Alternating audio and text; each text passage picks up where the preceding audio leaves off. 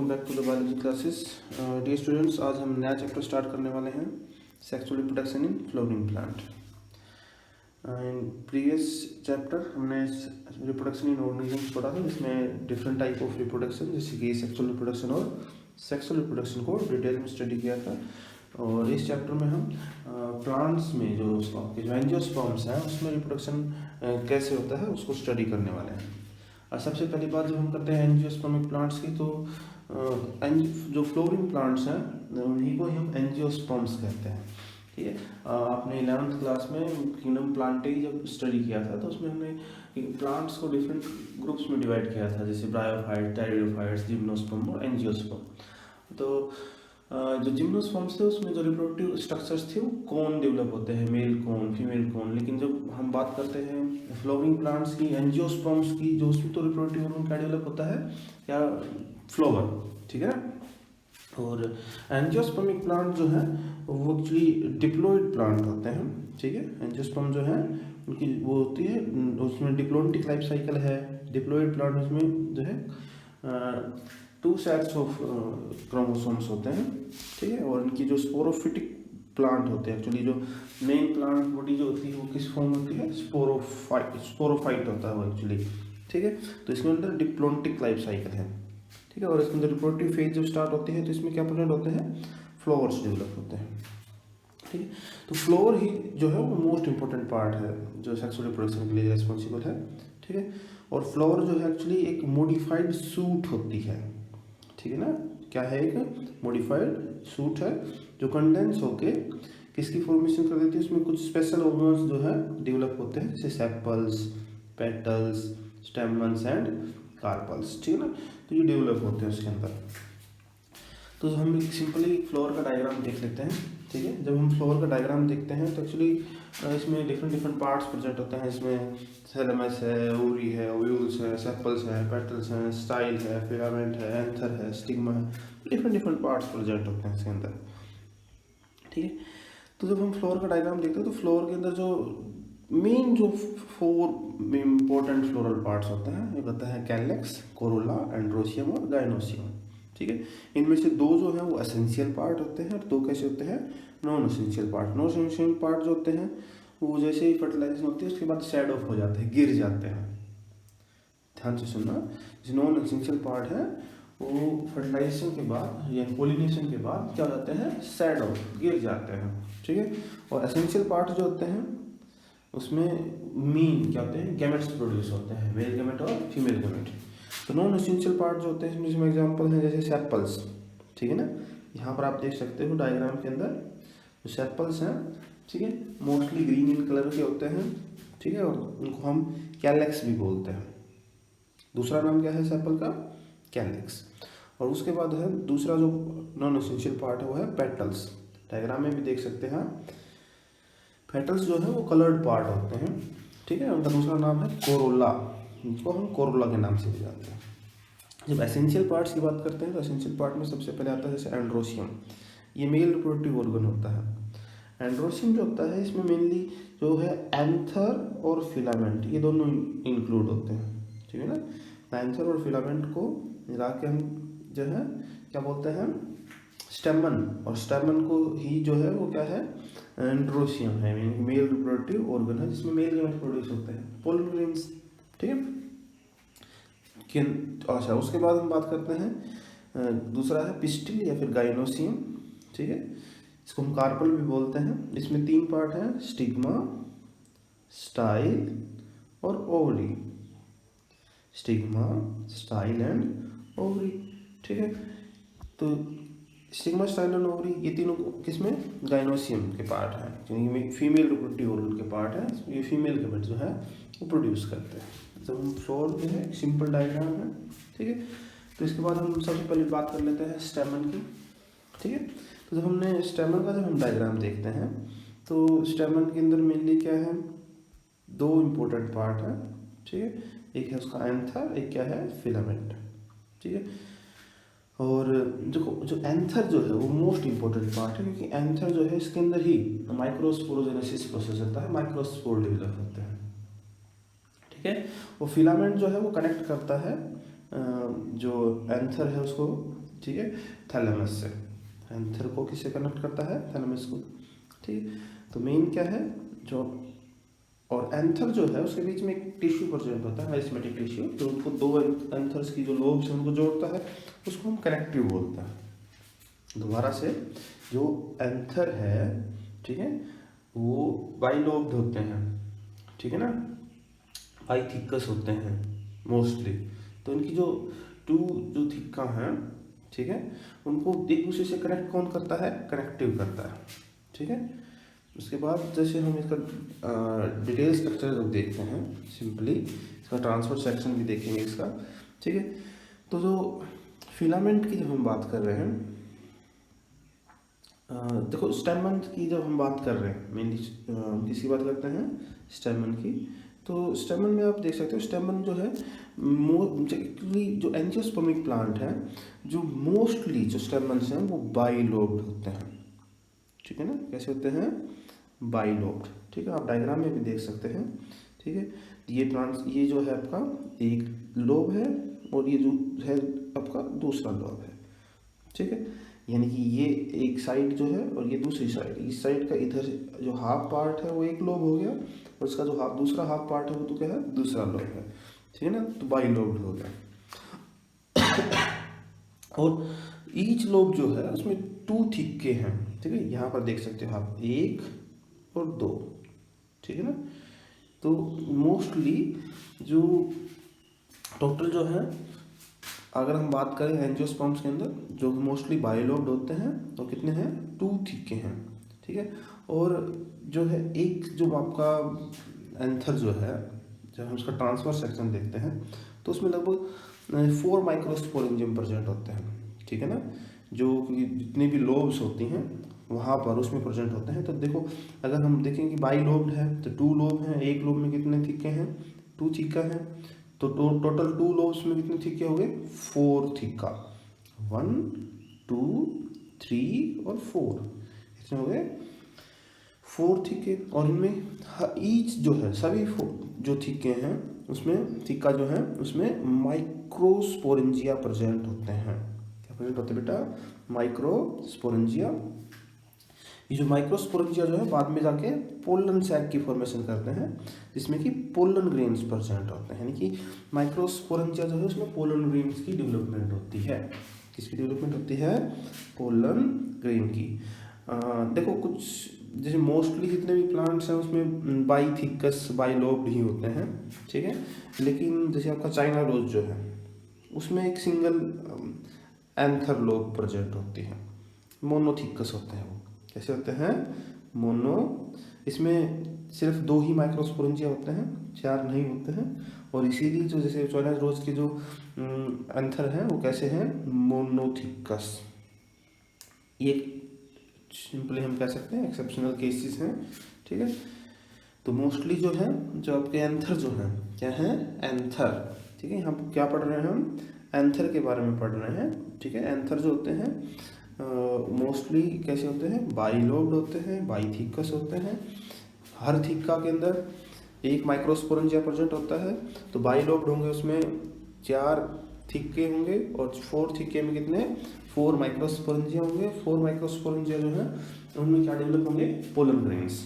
ठीक है, इसके बाद हम नेक्स्ट जो बात करते हैं, कैसे डेवलपमेंट कैसे होती है एंथर की।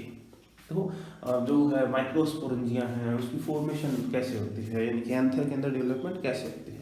देखो, एंथर जब यंग होता है, सिंपल सी बात ध्यान रखना, एंथर जब यंग होता है तो उसमें जो है मोस्टली मेरिस्मेटिक सेल्स ही प्रेजेंट होते हैं। कैसी सेल प्रेजेंट होती हैं? मेरिस्मेटिक। हम देखिए थोड़ा सा एक डायग्राम देख सकते हैं। मान लेते हैं ये एक एंथर का ट्रांसफर सेक्शन है। ठीक है, यंग एंथर का। तो ये किससे फिल्ड होता है? इसमें एक्चुअली मेरिस्मेटिक सेल से ही फिल्ड होता है। इसमें बहुत सारी मेरिस्मेटिक सेल होती हैं। तो एक्चुअली क्या होता है कि यहाँ पर जो 4 थिक्के हैं, क्या है, यानी कि जो 4 कॉर्नर्स हैं, 1 2 3, ठीक है ना, 1 2 3, और ये जो 4 कॉर्नर है, तो ये तो 4 थिक्के के अंदर डेवलप होंगे, थिक्का के अंदर डेवलप होंगे। तो जो इनकी सभी कॉर्नर्स हैं, यहाँ पर जो कुछ सेल्स है ना इस रीजन की, जो कुछ मैरिस्मेटिक सेल हैं वो थोड़ी सी क्या हो जाती हैं, डिफरेंशिएटेड हो जाती हैं, थोड़ी सी उसका जो साइटोप्लाज्म है वो डेंस हो जाता है, ठीक है, उसमें ग्रेन्यूल्स डेवलप होते हैं, तो वो कन्वर्ट हो जाती हैं आर्कियोस्पोरल सेल में। जैसे ये यहाँ का कुछ ग्रुप ऑफ सेल, यहाँ की कुछ, यानी कि 4 जो रीजन्स हैं, 1 2 3 4, ये 4 जो कॉर्नर्स की रीजन है, इनकी कुछ मेरिस्मेटिक सेल्स जो है वो डिफरेंशिएट हो जाती हैं, उनका साइटोप्लाज्म डेंस हो जाता है, लार्जर साइज की हो जाती है, ठीक है, और वो डिफरेंशिएट होकर किसकी फॉर्मेशन करती हैं, आर्कियोस्पोरल सेल्स की, ठीक है। ये जो आर्कियोस्पोरल सेल है, मान लेते हैं कि ये एक आर्कियोस्पोरल सेल है, फर्दर फिर डिवाइड करती है ये 2 सेल्स में, एक होती है पेराइटल सेल और दूसरी है स्पोरोजिनियस सेल। तो यहाँ पर ये जो पेराइटल सेल है, एक तो बनेगी पेराइटल सेल और दूसरी कौन सी बनेगी, स्पोरोजिनियस सेल। पेराइटल सेल जो है वो एंथर की वाल की फॉर्मेशन करती है और जो स्पोरोजिनियस है वो माइक्रोस्पोर मदर सेल की फॉर्मेशन करती हैं, ठीक है। इनको हम एक प्रॉपर डायग्रामेटिकली भी देख सकते हैं, तो यहाँ पर आप डायग्राम में देख सकते हो। तो सबसे पहले जब हम डायग्राम देखते हैं, ये जो है आपका यंग एंथर है, जो डायग्राम आपका नंबर 1A है, ये किसका डायग्राम है, यंग एंथर का, ठीक है। यहाँ पर आप देख सकते, यहाँ पर आप सिंपली देख सकते हैं, जैसे जो डायग्राम A है आपका, ठीक है, यंग एंथर का, इसमें एपिडर्म जो आपकी मेरिस्मेटिक सेल्स प्रेजेंट होती हैं, यहाँ पर मेरिस्मेटिक सेल्स प्रेजेंट है, पूरा कंप्लीटली मेरिस्मेटिक सेल से फिल्ड है। तो यहाँ पर जो 4 कॉर्नर्स की सेल्स हैं जो आर्कियोस्पोरल सेल्स में कन्वर्ट हो जाते हैं, इसमें कन्वर्ट हो जाएंगे आर्कियोस्पोरल सेल। यहाँ पर आप देख सकते हो ये जो है, ये वाला जो रीजन है, ठीक है, ये किस में कन्वर्ट हो रहा है, आर्कियोस्पोरल सेल में, ठीक है। यहाँ पर जो आर्कियोस्पोरल सेल है फिर डिवाइड करती है पेराइटल सेल में और स्पोरोजिनियस सेल में, ठीक है। यहाँ पर जो स्पोरोजिनियस सेल्स है वो स्पोर मदर सेल्स की फॉर्मेशन करता है और जो पेराइटल सेल है वो एंथर की वाल की फॉर्मेशन करती है। तो एंथर की जो वाल होती है उसमें आपका एंडोथीसियम भी होती है, मिडल लेयर्स भी होती हैं, टेपेटम भी होता है, तो ये एक एंथर की वाल की फॉर्मेशन करते हैं, ठीक है। तो सिंपली हम यहाँ पर देख सकते हैं जो क्या है कि डेवलपमेंट कैसे होती है, यंग एंथर जो होता है उसमें कैसे जो अपने माइक्रोस्पोरेंजिया जो है उनकी फॉर्मेशन होती है। तो यहाँ पर आप सिंपली आप फर्दर डायग्राम में देख सकते हैं, ठीक है। तो सिंपली क्या है यहाँ पर, तो ये जो आपकी स्पोर मदर सेल्स हैं, ठीक है, ये डिवाइड करके स्पोरोजिनियस टिश्यू की फॉर्मेशन करती हैं, ठीक है, यहाँ पर, और जो आपकी एंडोथीसियम है, मिडल लेयर है, टेपेटम है, वो एंथर वाल की फॉर्मेशन करती है, ठीक है। अब हम सिंपली देख सकते हैं कि जो माइक्रोस्पोरेंजिया है उसके अंदर मेन क्या क्या है, उसका स्ट्रक्चर क्या है, उसका क्या है उसके अंदर। तो सबसे पहले क्योंकि हमने देखा था कि जो माइक्रोस्पोरेंजिया है उसमें एक तो उसकी वाल होती है, क्या होती है, वाल, ठीक है।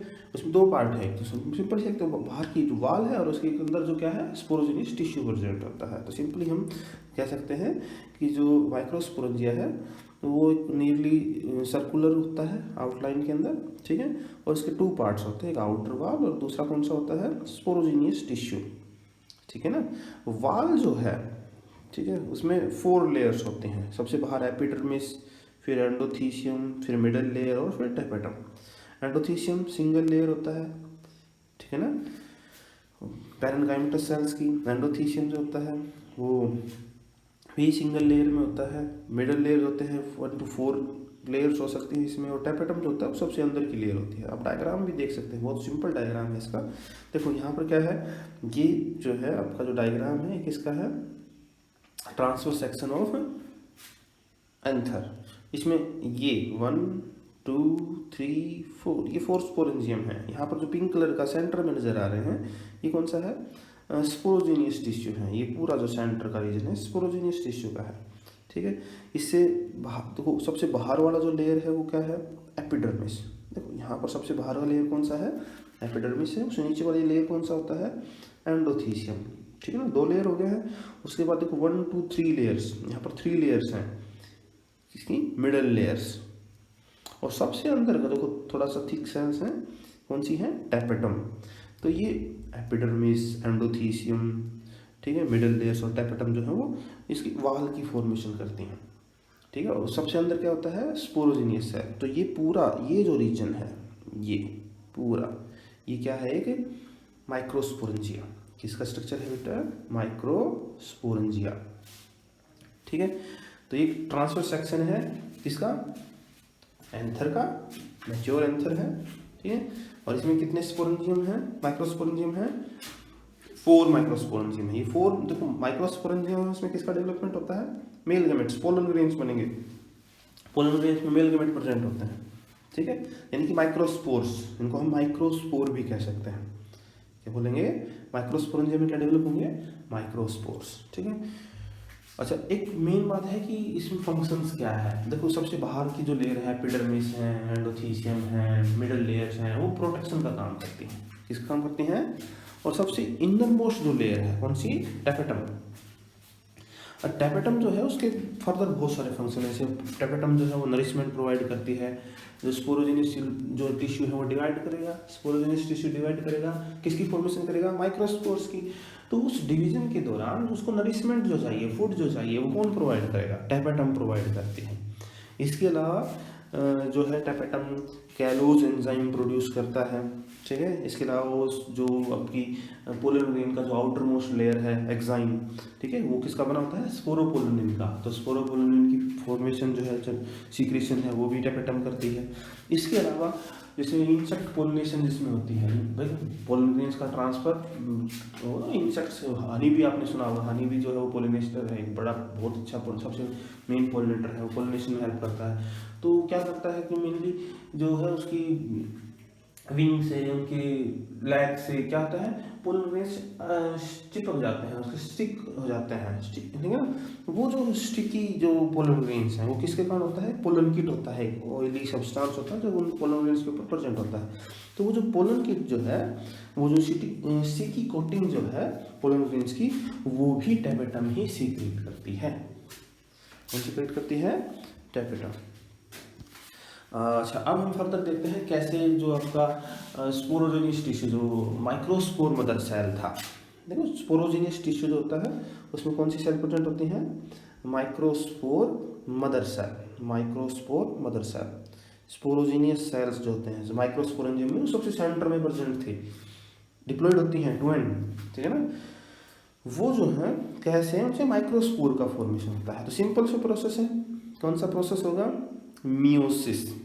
कौन सा प्रोसेस होगा, मियोसिस। कि जो आपकी जो माइक्रोस्पोर मदर सेल है उसको पोलन मदर सेल भी बोलते हैं। तो जो माइक्रोस्पोर मदर सेल या पोलन मदर सेल है वो मियोटिकली डिवाइड करती है और किसकी फॉर्मेशन करती है, हैप्लोइड माइक्रोस्पोर्स की। ये हैप्लोइड माइक्रोस्पोर्स जो होते हैं मोस्टली एक सिंगल माइक्रोस्पोर मदर सेल है वो डिवाइड करेगी कितने में, 4 माइक्रोस्पोर्स में। आप डायग्राम में देख सकते हैं। ठीक है। मोस्टली क्या होता है, ये माइक्रोस्पोर टेट्राड की फॉर्मेशन होते हैं। ठीक है ना। अच्छा, ये जो 4 माइक्रोस्पोर्स बनेंगे उनकी जो अरेंजमेंट है वो डिफरेंट हो सकती है। ठीक है। वो टेट्राहेड्रल हो सकते हैं, वो आइसोबाइलेटरल शेप के हो सकते हैं, वो डेसिकेट शेप के हो सकते हैं, वो लीनियरली अरेंज हो सकते हैं, वो टी शेप में अरेंज हो सकते हैं।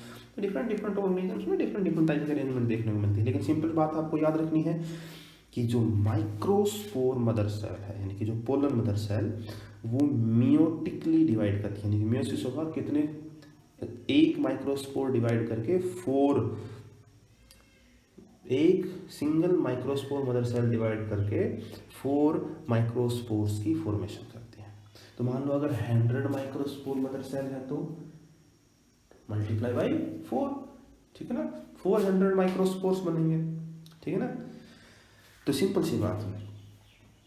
उसके बाद हम बात करते हैं, जैसे ये सिंपल है, जो माइक्रोस्पोर्स जो होते हैं, जो टेट्राड जो है, जैसे जब डिहाइड्रेशन होता है और जो हमने कैलोज एंजाइम पढ़ा था आपको याद हो तो अभी टैपेटम जो है वो क्या, कैलोज एंजाइम सीक्रेट करती है। वो कैलोज क्या करता है, जो माइक्रोस्पोर है उनके चारों तरफ जो कैलोज प्रेजेंट होता है, ठीक है, ये एक कॉम्प्लेक्स कार्बोहाइड्रेट है। ठीक है। इसको क्या करता है, ब्रेक करता है और जो है माइक्रोस्पोर्स रिलीज होते हैं, सभी के सभी माइक्रोस्पोर्स क्या होते हैं, रिलीज। तो सिंपल सी बात है कि जैसे ही आप देखते हैं कि जो माइक्रोस्पोरेंजिया जो थे, सिंपल सी बात है, जब ये ट्रांसवर्स सेक्शन देखा था हमने किसका, एंथर का, तो उसमें 4 माइक्रोस्पोरेंजियम थे। अब यहाँ पर क्या होता है कि जब स्पोरोजेनियस सेल्स जो है वो डिवाइड करके किसकी फॉर्मेशन करती हैं, माइक्रोस्पोर्स यानी कि पोलन ग्रेन्स की जो फॉर्मेशन करती हैं, उस दौरान क्या होता है कि जो टेपेटम है वो नरिशमेंट प्रोवाइड करती है। तो जब टेपेटम जो है नरिशमेंट प्रोवाइड करती है तो वो डिजेनरेट हो जाती हैं, ठीक है। साथ में जो मिडल लेयर्स हैं वो भी डिजेनरेट हो जाती हैं, और जो स्पोरोजेनियस सेल्स जो हैं वो माइक्रोस्पोर्स में यानी कि पोलन ग्रेन्स की फॉर्मेशन करती हैं और टेपेटम डिजेनरेट हो जाती है। तो आप यहाँ पर देख सकते हैं जैसे कि टेपेटम, यहाँ पर टेपेटम डिजेनरेट हो जाएगी, मिडिल लेयर डिजेनरेट हो जाएंगी, ठीक है ना। तो सिंपल सी बात है कि जो माइक्रोस्पोरेंजियम है वो किसकी फॉर्मेशन कर देते हैं, पोलन सैक की, किसकी फॉर्मेशन कर देते हैं, पोलन सैक। तो ये पोलन सैक का फॉर्मेशन हो जाता है।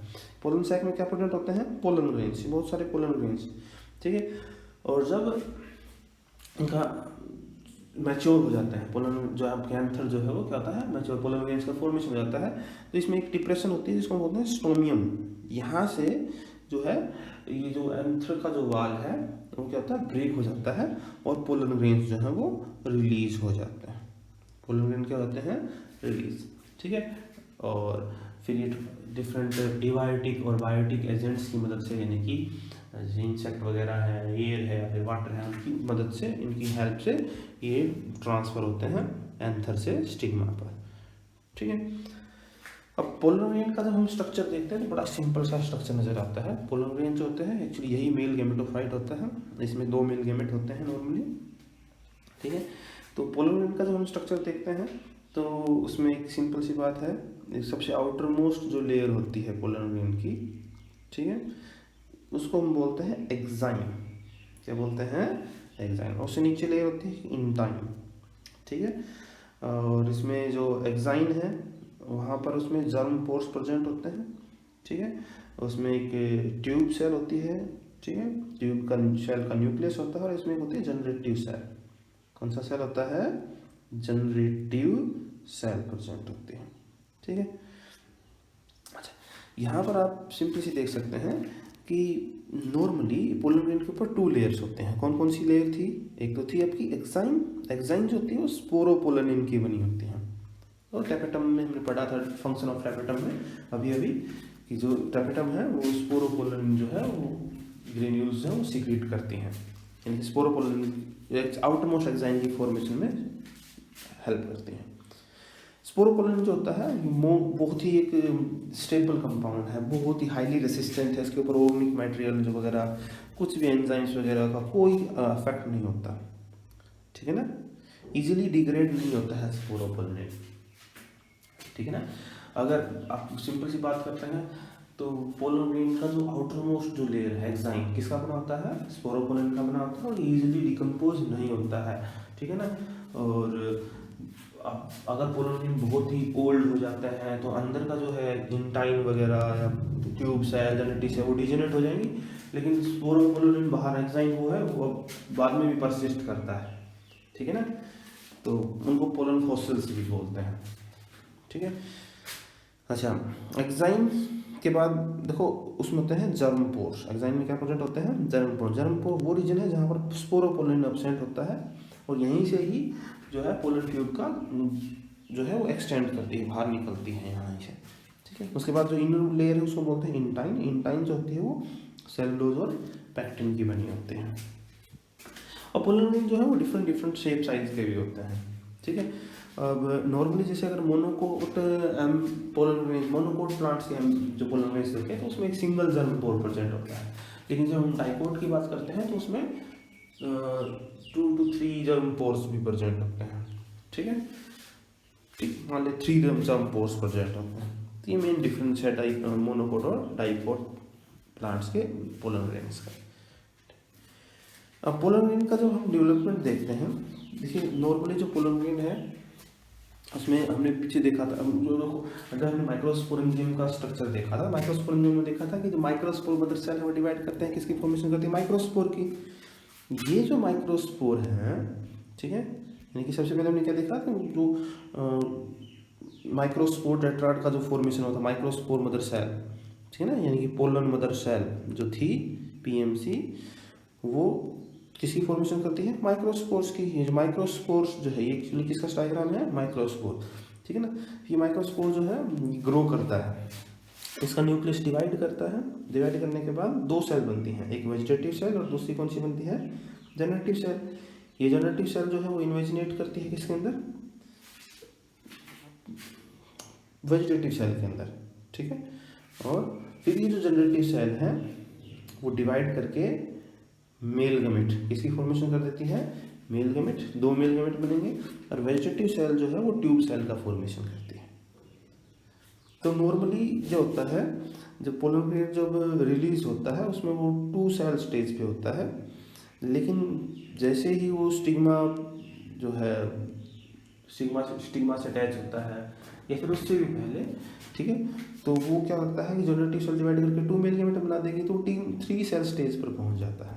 कितनी सेल स्टेज पे पहुंच जाता है, 3 सेल स्टेज के ऊपर। तो नॉर्मली जो पोलन ग्रेन होता है उसमें 2 सेल स्टेज पे भी रिलीज हो सकते हैं और वो 3 सेल स्टेज पे भी रिलीज हो सकते हैं। तो जनरली वो 2 सेल स्टेज पर रिलीज होते हैं, लेकिन पोलिनेशन से पहले वो 3 सेल स्टेज पर पहुंच जाते हैं। 3 cell stage simply means vegetative cell जो कि ट्यूब सेल का फॉर्मेशन कर रहा है और जनरेटिव सेल डिवाइड करके 2 मेल गमेट, तो 2 मेल गमेट और एक क्या हो गया, ट्यूब सेल, 2 मेल गमेट और एक हो गया ट्यूब सेल, तो 3 सेल हो गई। यहाँ पर वेजिटेटिव सेल और जनरेटिव सेल ये 2 सेल स्टेज है। कौन सा स्टेज है, यहाँ से नेक्स्ट जो स्टेज आएगा वो कौन सा आएगा अपना, 3 सेल स्टेज। यहाँ पर आप डायग्राम देख सकते हो कि सिंपली क्या होता है कि जो जनरेटिव सेल है वो डिवाइड करके मेल गमेट्स की फॉर्मेशन करती है। तो 2 मेल गमेट हो गए और फिर क्या हो गया, ट्यूब सेल, कौन सा, ट्यूब सेल, 3 सेल्स, ये होंगे 3 सेल स्टेज, ठीक है। तो जब पोलन ग्रेन जर्मिनेट करता है तो पोलन ट्यूब का फॉर्मेशन होता है। पोलन ट्यूब जो होता है इसमें सबसे आगे ट्यूब सेल न्यूक्लियस मिलेगा, उससे पीछे 2 मेल गमेट बनेंगे और जैसे जैसे पोलन ट्यूब ग्रो कर जाती है तो उनके पीछे कैलोज प्लग बनते जाते हैं, ताकि ये जो साइटोप्लाज्मिक जो मटेरियल है, मास है, वो उसका बैकफ्लो ना हो जर्मिनेशन के समय, पोलन ग्रेन की जर्मिनेशन के समय। अच्छा, मेन एक बात है कि कभी कभी क्वेश्चन आता है कि पोलन ग्रेन का लाइफ में वायबिलिटी है, कब तक है, उसके अंदर कब तक वो जर्मिनेट कर सकते हैं। देखो पोलन ग्रेन की वायबिलिटी डिफरेंट स्पीसीज की डिफरेंट हो सकती है।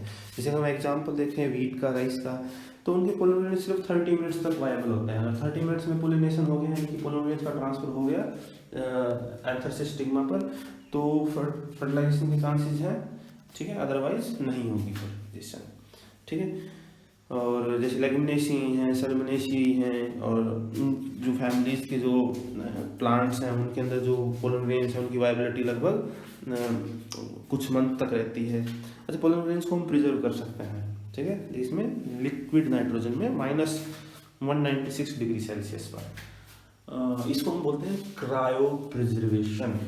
क्या बोलते हैं, क्रायो प्रिजर्वेशन, ठीक है। अच्छा, पोलन ग्रेन जो है, कुछ पोलन ग्रेन्स एलर्जी भी कॉज करते हैं, ठीक है। इसमें आप एग्जांपल दे सकते हैं, जैसे कुछ रेस्पिरेटरी डिसऑर्डर्स जैसे अस्थमा है, ब्रोंचिटिस है, ये कॉज करते हैं, ठीक है, ब्रोंचियल इन्फेक्शन कॉज करते हैं।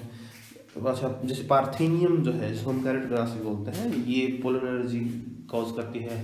हे फीवर आपने सुना होगा, हे फीवर कॉज होता है इससे, ठीक है। अच्छा, ये मोस्ट इंपोर्टेंट एग्जांपल है, कौन सा, पार्थेनियम और कैरेट ग्रास, ठीक है ना, ये पोलन एलर्जी कॉज करती है। ये नाम आपको अच्छे से याद रखना है। इसके अलावा जो है पोलन ग्रेन्स बहुत ही इकोनॉमिकली इंपॉर्टेंट भी होते हैं। इनको एज ए फूड सप्लीमेंट्स के रूप में भी यूज़ किया जाता है। जो एथलीट्स वगैरह हैं, रेस हॉर्स हैं, वो अपनी परफॉर्मेंस को इंक्रीज करने के लिए पोलन ग्रेन्स को कंज्यूम करते हैं। ये हाईली एनर्जी कंटेनिंग होते हैं, इसमें बहुत मात्रा में प्रोटीन्स वगैरह, एनर्जी वगैरह प्रेजेंट होती है, ठीक है।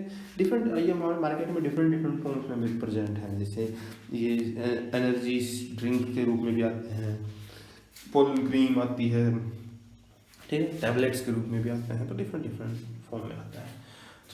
सो डियर स्टूडेंट्स, हमने इस लेक्चर के अंदर मेनली जो है माइक्रोस्पोरोजेनेसिस के बारे में पढ़ा, यानी कि कैसे जो है मेल गमेट्स जो हैं, यानी कि पोलन ग्रेन्स जो है उनकी डेवलपमेंट होती है, इसको थोड़ा सा स्टडी किया है। So I hope you will understand. Thank you.